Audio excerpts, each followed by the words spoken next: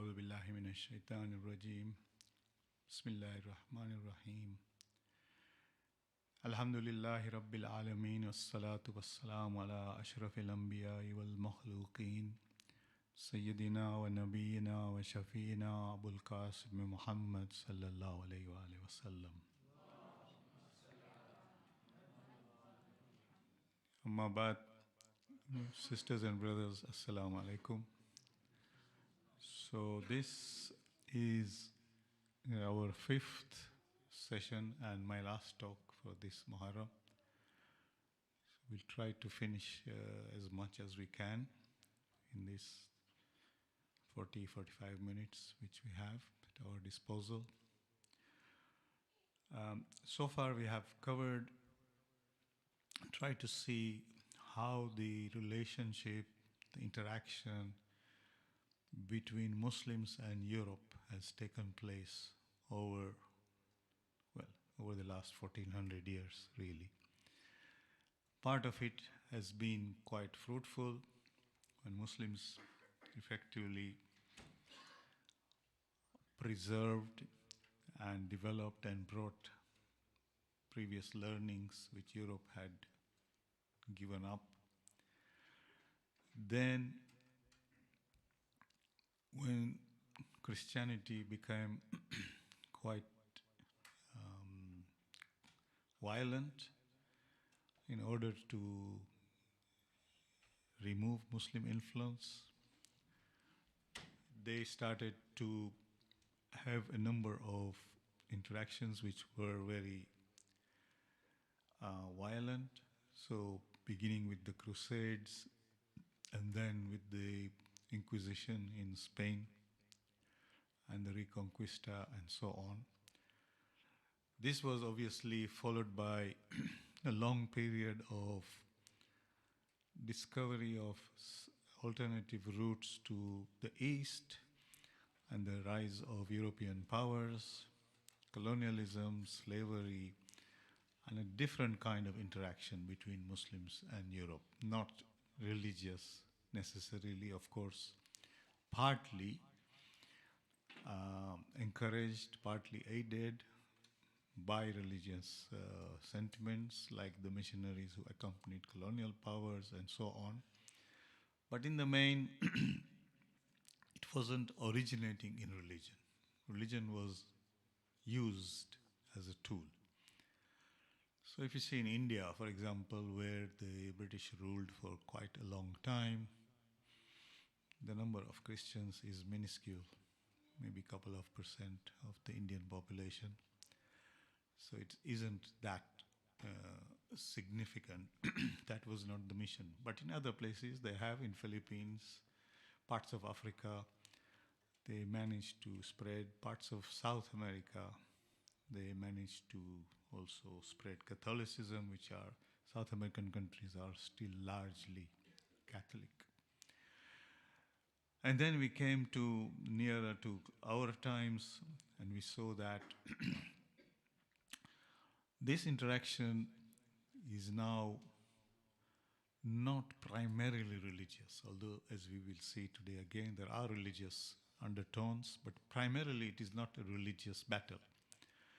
In fact, we see in our own experience here, it is possible that probably some of our partners in fighting things like Islamophobia and so on could become the churches here, because they are welcoming and open to this argument. They are not saying we should get rid of Muslims because they are believing in a wrong doctrine and all those previous Christian ideas are no longer potent. So we come now to this situation, as we said in the beginning, there are not many clear answers as to what is happening and what we can do to change what is happening. But we'll see today that we can probably get some pointers as to what is happening. So what we want to do first is to show what is the main worry in Europe and the West in general at the moment. So you see in country after country, so in terms of voting here, in Eastern Europe, in the United States, in other places, the major factor which comes up is immigration. It's not Muslim immigration necessarily, but immigration. And then we will see how this slowly metamorphoses into Muslim immigration and so on. And if you ask somebody, what is your main problem? It's immigration, immigration. Then when you dig down deeper, you find that this is something which the leaders of Europe and the States have failed to explain to their people. And we find that, okay, without immigration, what sort of lifestyle will you have? We don't know. Would you have enough doctors, nurses, bus drivers, postmen, whatever? We don't know. Nobody tells you. The only people tell you that if 200,000-300,000 immigrants come every year, we will be flooded. So in the people's mind, and as Shalina rightly pointed out, whilst we are 4-5% of the population, many people think we are 15-20% of the population. So they say there are already too many, and then many more are coming. Now, what is at the heart of this problem of immigration? There are two parallel things happening. One is that over the last 20 years, this whole process of globalization has meant that many jobs, much of the work has migrated to parts of the East. So as I always refer, I say if you look at your iPhone or iPad or whatever you have, and if you find a single European-made component there, I will be surprised. Nothing is made there. Here, everything is made there. So that means that people here are not making much. And it is those people who are making these things who are probably the low-skilled, maybe the unskilled ones, and so on. The skilled ones have got other jobs and so on. So there's a whole section of population which is slowly being totally made redundant. And you see in the Midlands and everywhere else here, if you go, you have large parts of the country which have this problem. Same in the United States and everywhere else. So this is one, which is then creating a whole big pockets of unemployable, unskilled workers. There hasn't been that attempt to reskill them, educate them, and so on. And that has its own problems, as you can imagine. So globalization is one. And this is not, of course, only Muslims. And Europe has got a different profile than the United States, and we will see that. On the other hand, birth rates are falling. So as I mentioned, roughly, that you need just over 2 children per family for that population to keep steady. Consolidated European birth rates at the moment are 1.7. This means that in the next 30 years, Europe will need 40 million young people to keep the population where it is. This is now not 200,000-300,000, it's 40 million.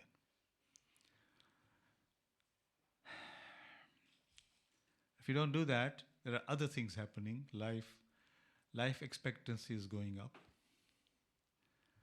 So you have fewer young people, you have more older people for these young people to look after or pay for or do all kinds of things tax wise.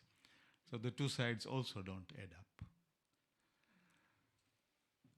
Unless you bring young workers or you do something else, this problem is going to go bad.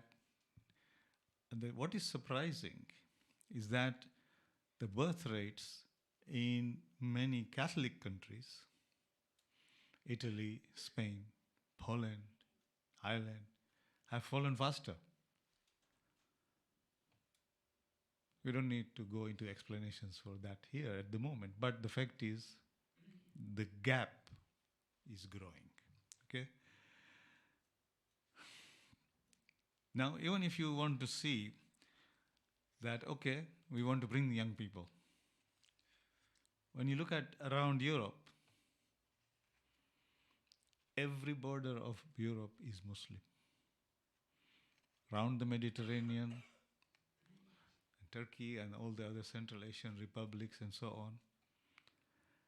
So most of these will have to be Muslim if they come. Or if we think that is a solution we want to pursue to bring young people. So you can see now where the phobia is coming from, yeah, as far as Europe is concerned. That this now, you can't bring 30 billion from China or India or somewhere, right? It will be all around here. The third thing which is happening is that because of the way we have run the economy, the, if you like, indications of climate change are speeding up in terms of the depletion of greenhouse gases, forest cover, and so on.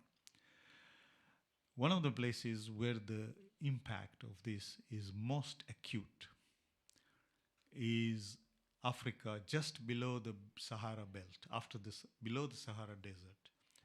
So the desert actually is going more down as this impact becomes more.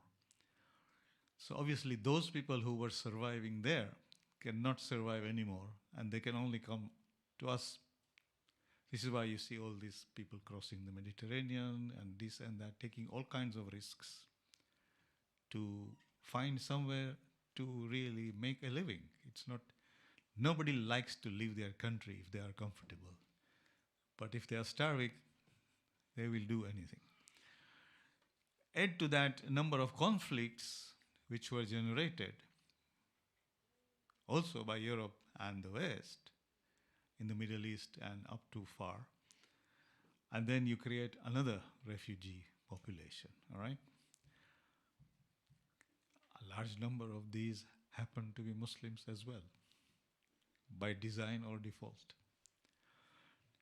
So here you have, in the mind of somebody who understands, as a politician, you need people to fill the gap. And you also see the only people you can get are Muslims. So what do you tell your people who don't want anybody? So you start lying and you start playing with words, and you start talking like May, saying that we will cut immigration to tens of thousands, not more. And we will do this and we will do that and all kinds of things. Or you start like Boris to say that if you stay in the EU, you will have millions of Turks coming and taking over our place and have those buses and things, okay? This is what happens in the minds.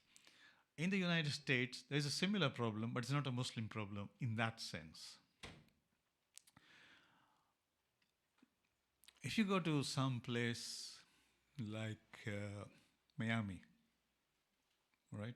If you land in Miami airport, I think you'll be better off speaking Spanish than English. Those of you who have been will testify to that.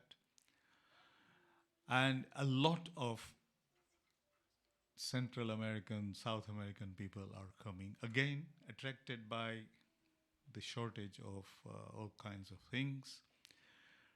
Probably, again, the projection there is that in 25 years, 25 to 30% of the US population will be Spanish speaking.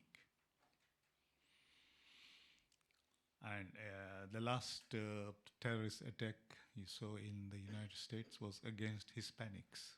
It wasn't against Muslims, but it was to stop these people. And the whole Trump big talk about building a wall to just shut off, although also not acknowledging that without them, the place will not function as it should be. But that's how politicians use the thing. On top, of course, Trump has used anti-Muslim cards and so on. The way he has talked about Islam, Muslims, tried to stop all of them coming. And now he saw these 4 brave ladies being elected to Congress, very Muslim looking and Muslim dressing, some of them. Now he wants to also, use them as sort of punch bags for his ideology, anti-Muslim ideology, by, of course, using quite a number of proxies, including anti-Israel attitudes and all kinds of things, okay? So the US is slightly different than here, but the demographics are not that different, and they are also getting there. I told you 2 sessions ago that the worst case scenario is someplace like South Korea, where the birth rate has fallen to 0.5. They don't want immigration, they don't want anybody. So they're going to die on themselves. There's no other way they can exist. Japanese are facing that problem, aging population, don't like immigration, don't like anybody else. Fine, it's your choice. And Europe can do that. Now, the only person who realized or who was brave enough to mention this fact was Angela Merkel. She said, look, we need these people. Who is going to give you 1 million educated young people free of charge? So she opened the borders. They admitted 1 million people from Syria and the surroundings. But she nearly lost her job because the other parties, anti-immigration, even still the battle is going on in Germany. Because before that, obviously, you remember that after the fall of communism, the Germans united East and West Germany. Again, there was a big economic disparity between the two, and that was still being worked through when you come to this other problem. But she was quite brave to realize that this is a problem, and we need to, do something about it. Anyway, now they have got million, but million, as I said, is not going to solve anything. The numbers required are big. So unless politicians have got sufficient vision and sufficient trust and explain to the people what is happening, we are stuck in this shadow boxing where they say we don't need them, and they say, on the other hand, trying to say that we actually need them, tell the people no, we don't need them, and so on and so forth, and not also addressing the other problem. Now the other problem from globalization and all the other deregulation and so on, we had this huge financial crisis in 2007 plus, where nearly, I would say it was within 5%, the whole of the Western financial system was about to collapse. This is not a small thing. All the confidence that this kind of structure is going to solve all the problems of the world after the fall of communism finished. Now we're back to zero. 10 years since, we are still where we are. Real wages not gone up, both in the States and here. disparity in incomes going up. So this impoverished working class, if you like, is doing even worse now. They're going even further down. And how has this gap been bridged? So if you are a teacher or a civil servant or whatever, and you have a certain salary, and you are having a certain lifestyle, if your salary doesn't go up for 10 years effectively, you are very roughly 30% worse off, right? So either you reduce your standard of living by that, a third, or you borrow, or you facilitate borrowing. But borrowing, as you know, cannot continue endlessly. Sometimes it has to stop. If you have a credit card and you have a limit, you will get maxed out. And if you don't pay, you will get charged horrendous rates on what you have borrowed. So that's where we are in this country, and Europe as a whole. Borrowing, time being, has filled that gap. Now we have reached a point which somebody like Lord Turner, who was the head of the Financial Services Authority at that time, has written his latest book. It is called Between Debt and the Devil. So we are in a situation where either we increase debt continuously, but if we do that, we're going to end up with the devil. We can't solve this problem. So you have an economic problem, you have a demographic problem, which is those people who are doing well now want to keep the people busy with other things, not with their economic situation. They know that this borrowing binge cannot last long. So both in America and here, they're trying to deflect it onto immigration. That you become busy with immigration and forget your own worries on borrowing and so on. So I submit to you that this is the hub of the problem. On top of that, there are a number of issues. For example, if I am here, if I am quite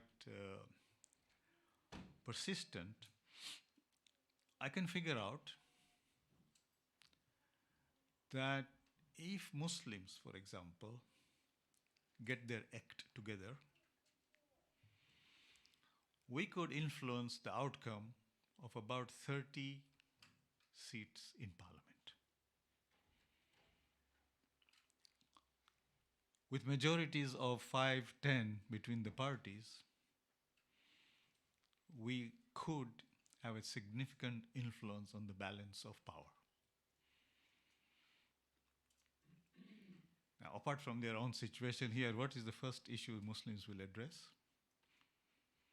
The injustice in Palestine.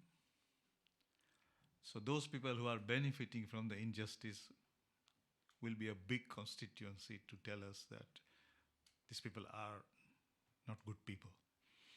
We need to create trouble for them before they get their act together. Same in the United States. After the Second World War, as I told you, the United States took over the domain of the British, French, German colonial powers and so on, and controlled most of them. Mainly at that time, and still until very recently, for oil.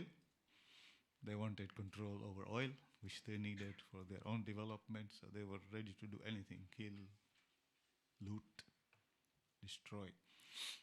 Even now, you see, when this murder of the Saudi journalist, well, not murder, it was really more than murder, killing somebody, cutting his body up into bits and pieces, putting into acid and dissolving.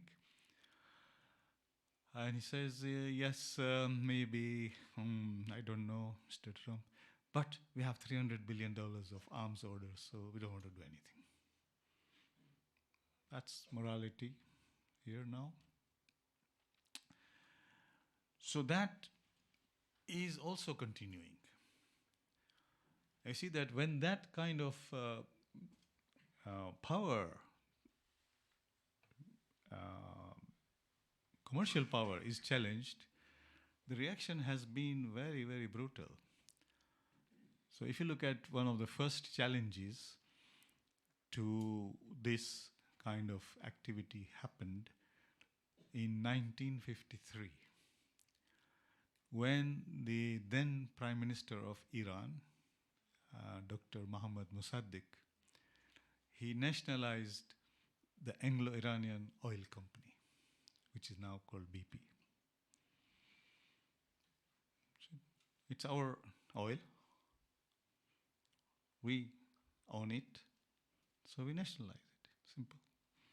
So what happened? The Americans and the British got together and engineered a coup in Iran and overthrew him and brought the Shah back to power and asked him to behave as he is told, not think for himself. And everywhere else, this is what happens for them. Now,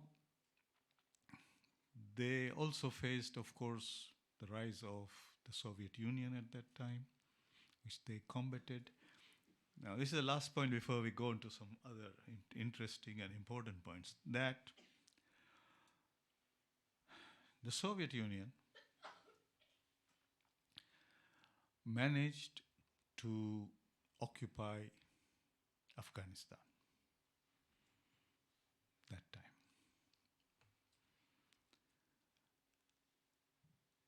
And the United States, Americans especially, did not want that. They wanted to defeat the Soviet Union at that time. So some people may know that, but it is worth reiterating that the Taliban and the Afghan Mujahideen were created by the Americans in Pakistan. Those days when we had journalists there going and reporting, because it was very clear. In fact, Professor Mamdani, who is one of our fellow East Africans, professor of political science at Makerere and Columbia University, in his book, Good Muslim, Bad Muslim, it's a beautiful book, he starts with a scene where he says that President Reagan invited the leaders of the Mujahideen to Washington and said in his address to the American people that these people are the equivalent of the founding fathers of the United States. You see the endorsement? Obviously, when the Russians were chased out of Afghanistan or tired, the Taliban got bigger ideas, but the US had even bigger ideas because by that time the revolution had happened in Iran, so they wanted to beef them up to attack Iran. This was one of the big ideas. So all these people were actually one way or another, built up and funded by these people to do their own dirty work. Same way in Iraq, when Saddam was removed, but the Americans couldn't get their way, they built up this ISIS to send up everywhere. Money, funding, arms, everywhere. Where does it come from? And then when it goes wrong or they don't like them, they become somebody else's problem. They become a Muslim problem, and so on. And then how do you explain the thing here? explain them, just saying that these Muslims are crazy people. And we also contribute by having things like 9/11, 7/11, these things happening. So you see, I told you, these guys are crazy. They can do anything. And you go back. In fact, President Bush, after 9/11, said we need to go to a crusade with these people.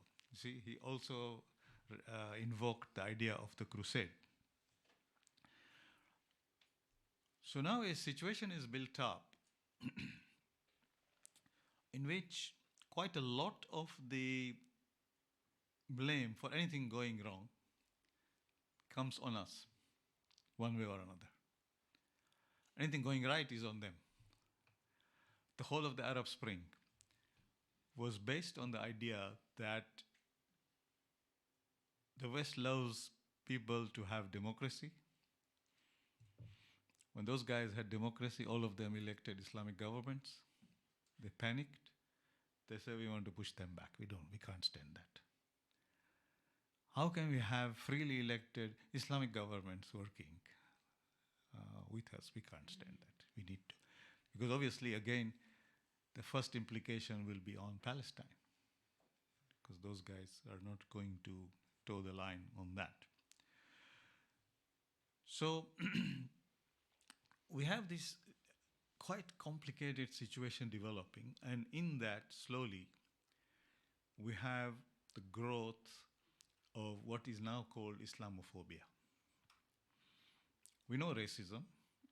We know racism has been there, and we have talked about it, and we know it is still there, although it is legally outlawed, but it's still practiced. Islamophobia is, in many senses, a double whammy.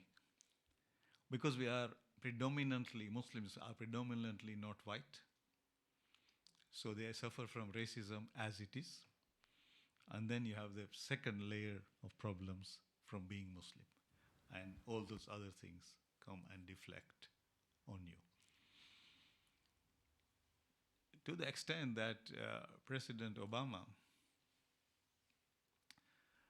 when he was elected, and when it was his inauguration, they were advising him not to use his middle name. Because his middle name is Hussein. Yeah? Barack Hussein Obama. To his credit, one of the few credits he has got, he said, no, I will use my name as it is. That started already to say that this man is not born in the United States. He's born somewhere else. He can't be born in the United States with this kind of name. That time, fully 60% of the Americans believed that he was not born in the United States, their own president. So you can see that propaganda also can do quite a lot to people who are open to persuasion. Okay, the final thing before we want to sum up is that in this period, the nature of media has changed. The places where people get their news, get all kinds of information is changing. Over a long period of time, with great difficulty, we had managed to have some kind of control over the media. So you had the idea that if any newspaper tries to publish anything rubbish or wrong or defamatory, you could sue them. And this was a long process, but it was there. Now these social media platforms came. They said, we are not newspapers, we are only transmitters. We are not responsible for whatever comes in there. And so suddenly you had a space, reach everybody without anybody taking responsibility for what they were saying about you or anything else. And it became global. So you can spread a conspiracy theory or any kind of idea very easily. It's only been restricted if you go to questioning the Holocaust or child pornography or something. Otherwise, no, you can say anything and everything. And this has been used very effectively by people to spread all kinds of falsehoods and these theories and these fears and these phobias which they have developed about immigration, Islam, and so on. And you see, for example, this man, the terrorist who who perpetrated the massacre in Christchurch in New Zealand. He was talking about things here, theories here, where this Norwegian terrorist, Anders Breivik. By the way, the media is also very clever, right? When it's a white person, it becomes an extremist. When it is not white, it becomes a terrorist. So you have to be non-white to be a terrorist. You can't be a white terrorist. Very difficult. Apart from the Irish who were labeled as terrorists at that time, but that was a different question. So this Anders Breivik, of course, has written his idea. The big idea is that the Muslims have now decided to replace the European populations. So this is the idea of the great replacement, which the Christchurch fellow also says, and then this fellow in the United States also says, and so on. So this media can spread that very easily. And other folk factors, other forces, other parties which want to create that phobia can also use that. There's two things that are happening in media. One is that print media itself, or broadcast media, not social media, even print and broadcast media, is becoming concentrated in few hands. So here, for example, if you look at 3 or 4 of the largest selling newspapers, they are controlled by 3 families. These families also control a number of satellite channels. So today, for example, if Mr. Murdoch does something wrong, who's going to publish it? All the media is his. Fox News, Sky Television, Sun. They're not going to say anything. This is their boss. So when you have concentration of media, now the surprising thing is that most of these big guys are in favor of Brexit. You ask yourself, why? Why should they favor Brexit? In fact, no deal Brexit. They want to totally deregulate and do whatever they want. So it is in their business interest not to have that, right? Same way with satellite media. Murdoch and company has tried for so many years to trim down the BBC because it's giving an output which is challenging their ideas, right? They haven't succeeded, but they are succeeding slowly. One of the things which this conservative government has done is said that they will no longer fund the license of the over 75s, or 70s or something. That is a 600 million hit to the BBC. So you can see the implication on programming and so on. And slowly they are chipping away at finishing public-owned media. So they could do whatever, like the United States, where you have Fox and all the others, just CNN, perpetrating. And some of these guys are, if you listen to US media, you'll be shocked at the kind of stuff they just put on all the time, okay? So even outside the social media, the print and broadcast media is beginning to be concentrated into funny hands, which we don't have any control on. They now control. So whenever somebody is trying to have an election or thinking about an election, they say, will Mr. Murdoch be on my side? What does it need to be on my side? And so on and so forth. Anyway, that's some topic for some other day. But you see, all this concentration, now there is power. Now we come to Islamophobia. one of the things that they don't like somebody to say that this exists. So look at somebody like Baroness Saida Warsi.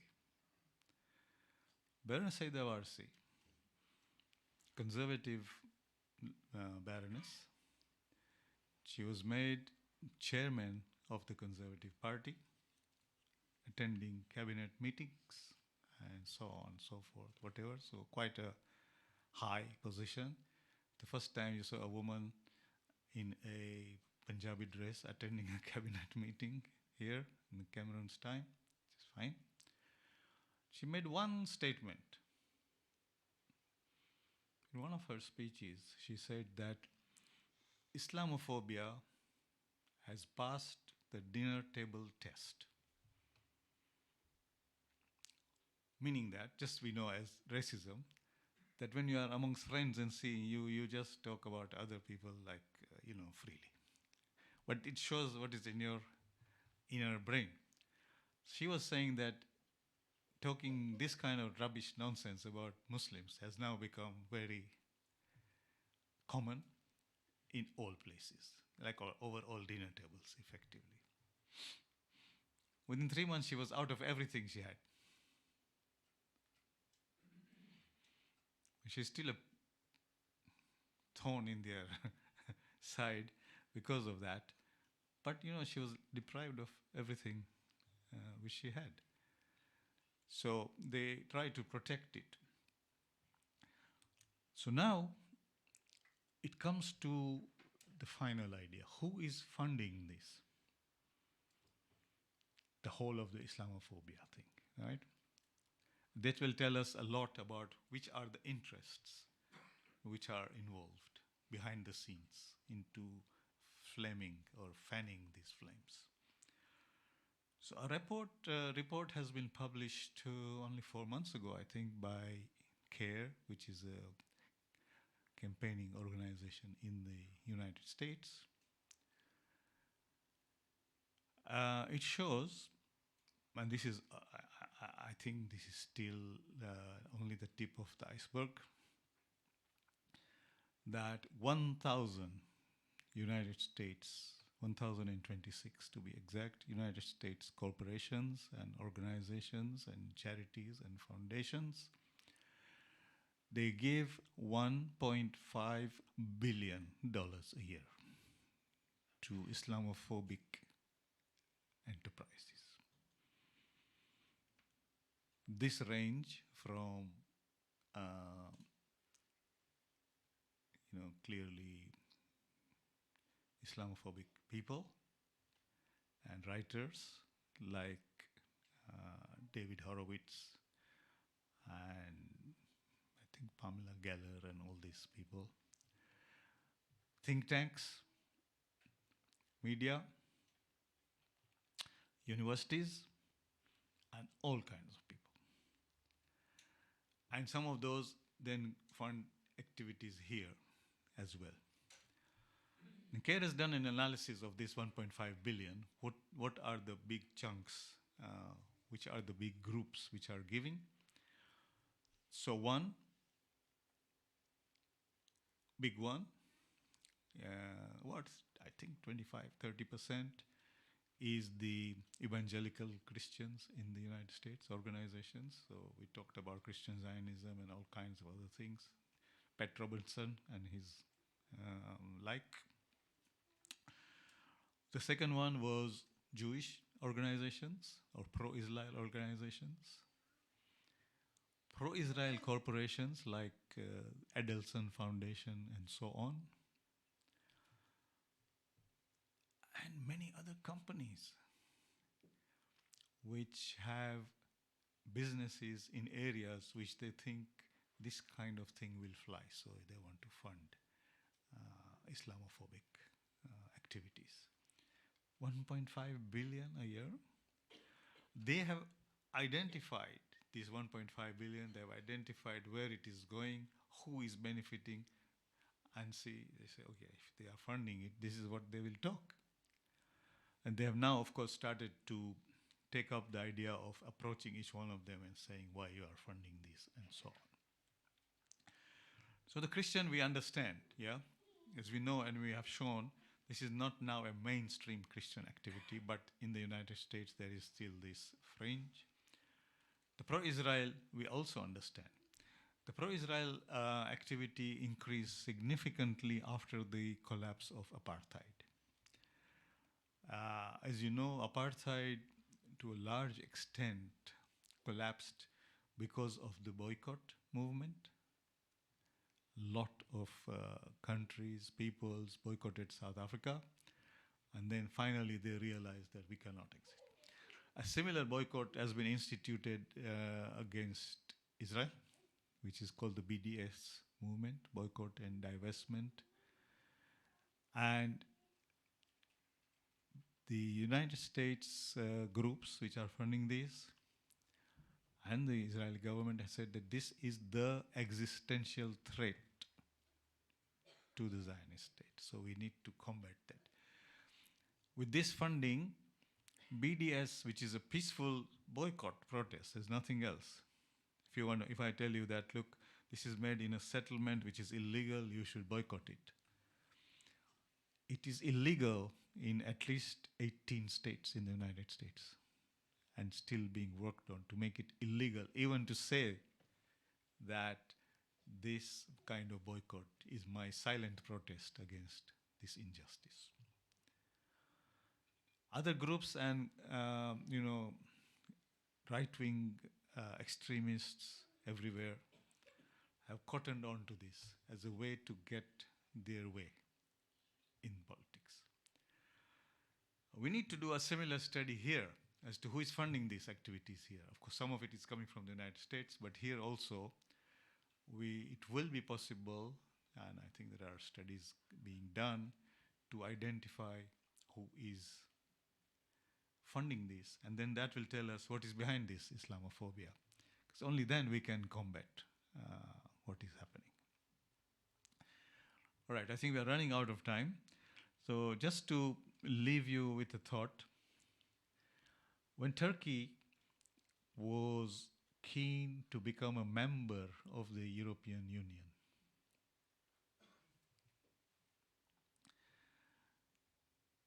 the French, especially, and Germans to some extent, they put forward the idea. You know, Turkey has about 80 million people, population-wise, and there are 20 million plus Muslims in the rest of Europe here already. So that'll make 100 million Muslims if Turkey joins. Out of the EU with Turkey, population of 500 million.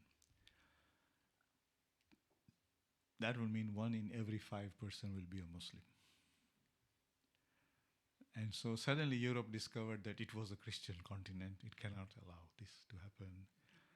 And they started to put a lot of obstacles. One of the big obstacles they put was that they recognized the south of Cyprus as an EU member state. Now, for new membership of the EU, you need a unanimous vote of the existing members. The south of Cyprus, given its history with Turkey and so on, will never do that. So effectively, they told Turkey, you get lost. But now with Greece in trouble, it may become possible, but now Turkey is saying, we're not interested in joining you. So my brothers and sisters, I think the implications of Islamophobia are clear to us here, but the reasons behind it and the funders behind it is not yet clear. And until we can identify that, we will find it difficult to combat it successfully. Unfortunately, these days, hate speech can easily translate into very hateful behavior, including genocide. You see what's happened in Bosnia. This is not only Muslim. You see what's happened in Myanmar, and you saw what happened in Rwanda as well. So we cannot be complacent that nothing will happen. We'll have some difficulty. No, it can become bad. So it's our duty to, inshallah, take up and think about these things very seriously. Assalamu alaikum.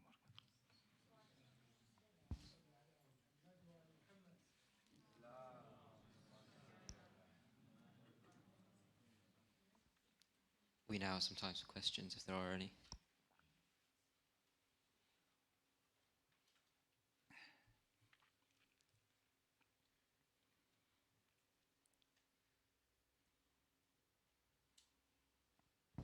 Bismillah ar-Rahman ar-Rahim. Thank you very much for the in-depth and the detailed history that you've taken us through. I think you have uncovered, or at least I've become a lot more familiar with a lot of hidden history, and I would be surprised of how many people here in this room got to know what we got to know in terms of how the Muslims got treated in the past, in terms of the slavery, and in terms of their contribution towards the World War I and II. But what it transpires to me is that we are a victim of the past, a victim of the history, and a victim of present.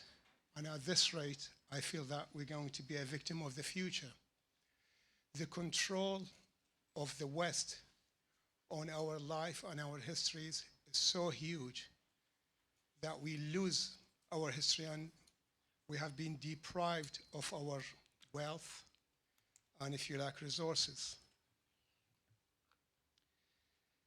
With the Ottoman Empire, which raged for over 600 years, since the 12th century, I don't think has helped the Muslims world in terms of setting the right message, other than really spreading the Islam, and sometimes what spread with force, with the use of the sword. My question is in two parts. What we doing to correct that history? And secondly, should we, instead of spreading the Islam, instead of spreading that message, is to educate people on who we are and what we're trying to strive to? Thank you.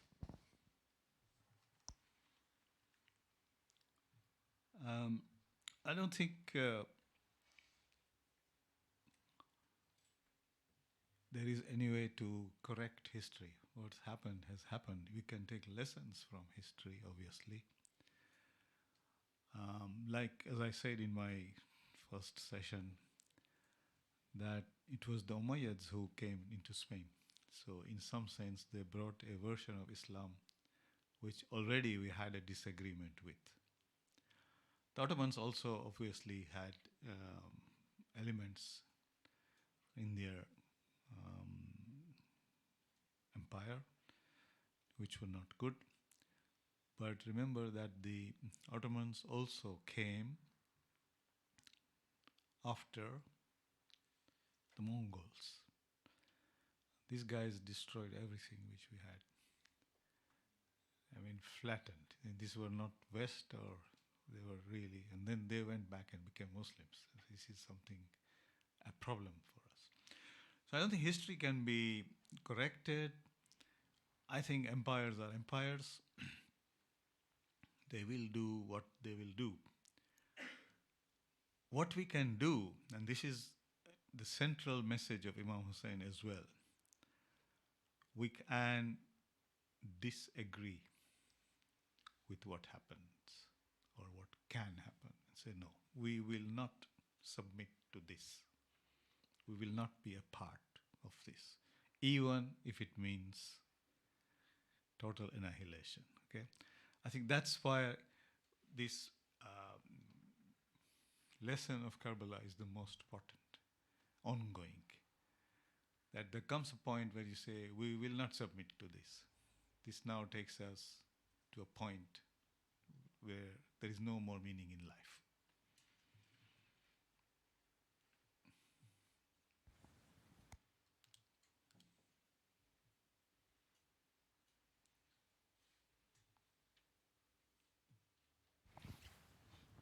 Thank you.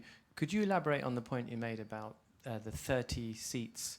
If my understanding is what you're saying is that the Muslims voted or actually bothered to turn up or voted in the right way, it would influence 30 seats, because I think any of the current parties would probably give their liver for 30-seat majority right now, given that nobody can get a majority. Yes, I think the statistics are clear. If you look at the majority or the margin of victory in all the constituencies, right? And you map it to the Muslim population in those areas. As Shalina rightly and very nicely explained, we are concentrated in 4 or 5 major centers. So it will be obviously in those centers. I don't mean that we will win 30 seats. I mean that we can influence the outcome in 30 seats. Like, for example, in Harrow West here, our Labour MP is quite clear that without the Muslim support, he will not win, right? But somehow we have slightly better turnout and participation in this area than others. What the other constituencies need is much better organization, mobilization, participation, and so on. You're right. If they felt we are anywhere near getting there, they would have to, well, react in some way or another, positive or negative. The whole point of Islamophobia is to make us so depressed and so sort of despised that we don't participate. We're not elected to local constituencies, to local parties, to made candidates, this, that, all the way down. Yeah, it is not easy. So one of the things is to postpone that debt where we have that influence. It's not, but it is apparent. Responsibility of our youth or whoever is there to get involved and change this. Yeah. Because the only way you're going to reverse Islamophobia or have a voice is if the politicians listen to us, and the only way they're going to listen to us is if we start voting. Yeah. So you're right, and it is happening to some extent. I mean, for example, it is quite clear to those who can see that the election of Sadiq Khan as the mayor had a major contribution from Muslim voters. And you can see even this one man has been able to stand up to Trump and tell him to get lost, right? But you are right. If you had 30, 50, 60 in the parliament, that would be a different thing altogether whenever issues which we have a concern about came up. But for that, as Shalina also pointed out, we need to work on a proper social justice platform. So because this is not, the voters are not going to be Muslim. The voters are going to be general. Muslims are going to be the sort of, middle part, which can influence the outcome either way. So you can then need the skill to go to candidates, Muslim, non-Muslim, whoever, and say, look, we need 1, 2, 3. But the support is there. Just this week, you have a Sikh Labour MP who stands up for Muslims. Now, isn't it a tragedy that you've got a so-called Muslim chancellor who we know is not practicing, who's saying nothing, and you've got a Sikh guy standing up for us? I think that's a tragedy, isn't it? No, and there is a history behind it. You see, during the partition, the enmity between Sikhs and Muslims was quite sharp. And in fact, for a long time, Sikhs didn't want to know anything about Muslims. So we were in Delhi once, and we wanted to take a taxi from Old Delhi to the Muslim part, Okla. And a Sikh taxi driver stopped, and he said, yeah, come. When we got talking, he said, 5 years ago, I wouldn't have given you a lift because you are Muslim. Because my wife was with us, she was wearing a scarf. I said, why? What's changed now? She said, look, when there were riots in Delhi, after the, assassination of Indira Gandhi by the Sikh guard. And we were under attack by the Hindu population in that part of Delhi. The only people who gave us asylum and treated us nicely were Muslims. So we have changed our mind about Muslims. And I think what you saw is probably part a result of that kind of attitude coming through. Yes, you are right, but it also shows that we also need to do something. Are there any questions?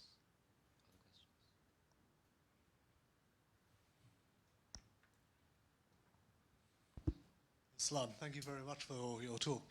I was just wondering whether you talked about sort of some of the institutions, Murdochs and Kochs and Mercers, all these kinds of groups.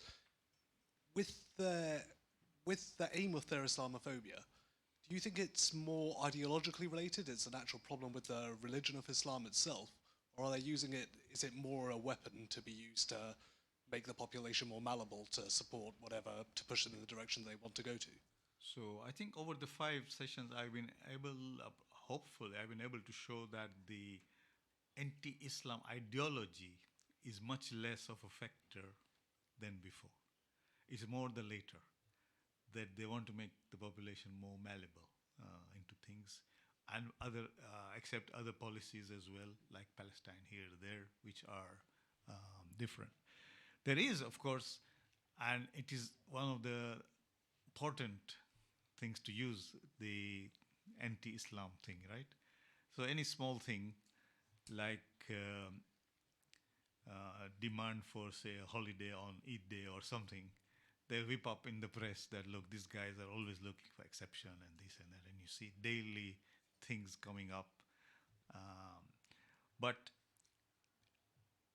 I feel that the ideological, faith-driven enmity is much less. Hassan?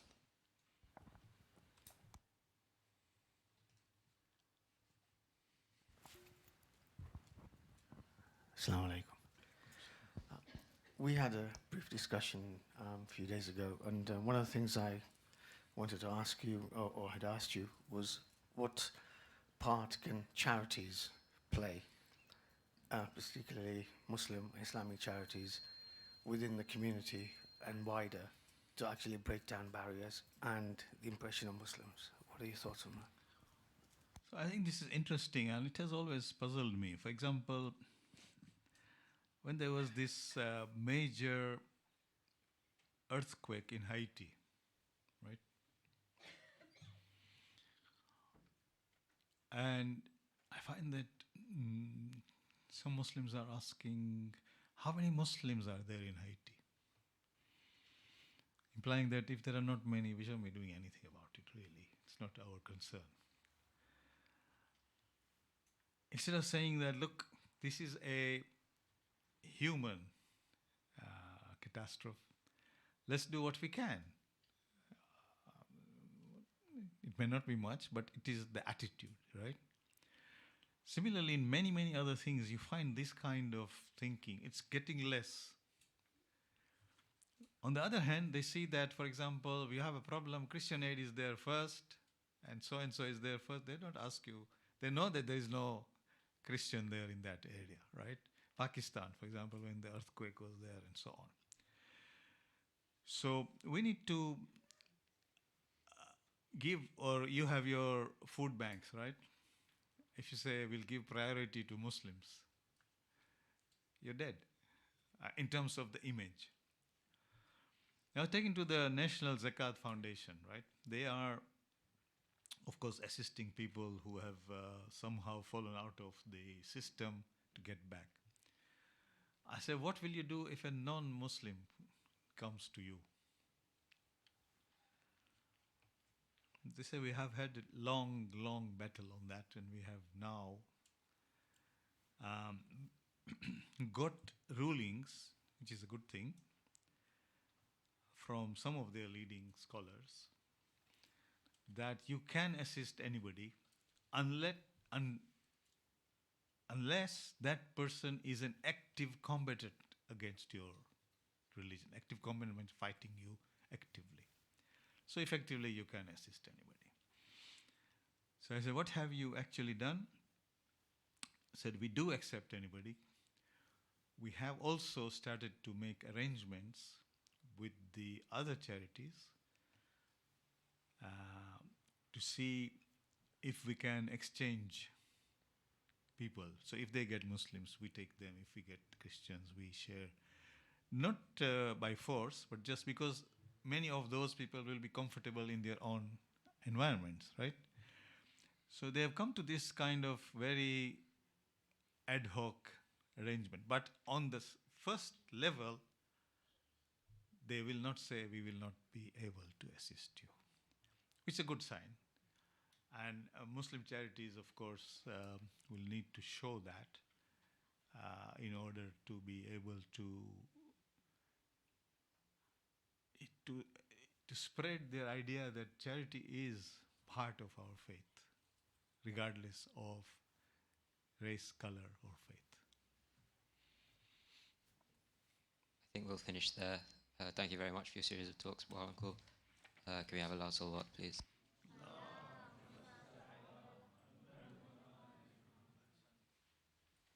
We'll now have a short talk by Dr. Karki speaking on Who is Hussein.